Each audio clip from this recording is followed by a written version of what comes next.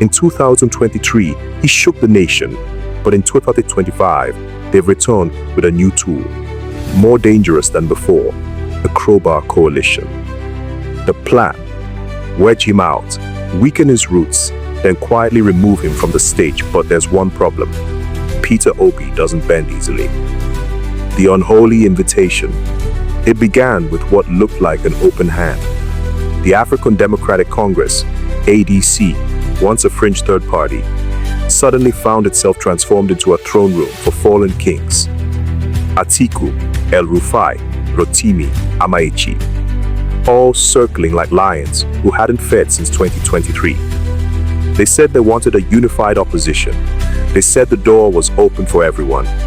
But deep inside those halls, the whispers began. Don't just bring Obi in, control him. Make him one of us, or make him irrelevant. Peter Obi was invited to join what was branded as a coalition to rescue Nigeria.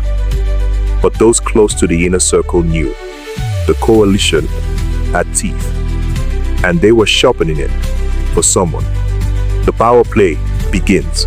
Suddenly, ADC's old leadership stepped down, swept aside like outdated files, replaced by men with national muscle: David Mark, Eric Bisola, and other veterans of the old political order. Obi's followers cheered. Finally, a platform big enough for the dream. But not everyone inside was clapping. From the grassroots, Osun, Delta, Plateau, state chairmen began pushing back. They saw what others missed. This wasn't a marriage. It was a takeover. And Peter Obi? He was now sitting in a room full of people who had once mocked the Obidient movement. They wanted him on the flyer.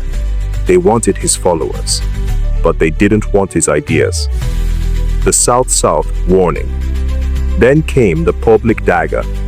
A group called SHELF, the South-South Emerging Leaders Forum, stepped out and accused Obi of seeking a free ticket. They threw back his pass at him. You left PDP before the 2023 primaries. You want to do it again in ADC? They weren't asking for equity. They were planting doubt, painting Peter Obi as a man who runs from fair fights. But those who knew Obi knew the truth. He wasn't afraid of the fight. He was afraid of a rigged ring. Still, the media frenzy was brutal. Headlines turned toxic.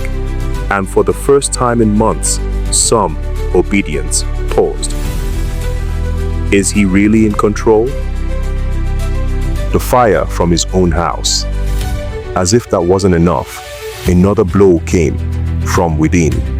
A coalition of Nigerian youth, the very generation Obi had inspired, stood up and said, "We reject this alliance. These are recycled leaders. This isn't change. It's repackaged failure." Obi's name was now entangled in a web of the very people he once stood apart from.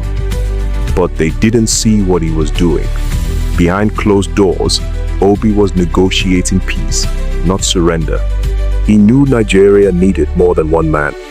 It needed unity, but it also needed honesty. And that's where he drew the line. The line he wouldn't cross. While they offered him a throne, Obi whispered, "Not if it means silencing others. Not if it means locking out the youth.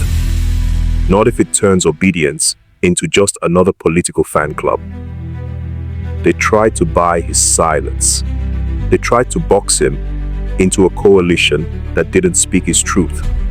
But Peter Obi refused the crown, if it came wrapped in compromise. Instead, he began a silent campaign, meeting local ADC leaders quietly, one-on-one, demanding an open primary, no coronation, refusing automatic zoning deals, and preparing to step down if it meant standing tall. The stone they rejected today. As the ADC drama unfolds, one thing is clear: Peter Obi is not their puppet. He's their mirror, showing them what leadership should look like. And that's why they fear him. But the Obedient movement must stay awake. The battle is no longer on the ballot. It's in the boardrooms, the coalitions, the silent documents passed around in Abuja. This isn't just about 2027. It's about whether integrity still has a place in Nigerian politics. And Peter Obi, he may be surrounded by old generals, but he's still marching to a new beat. They tried to pull him out with a crowbar, but you can't remove a man who is rooted in truth. Not this time.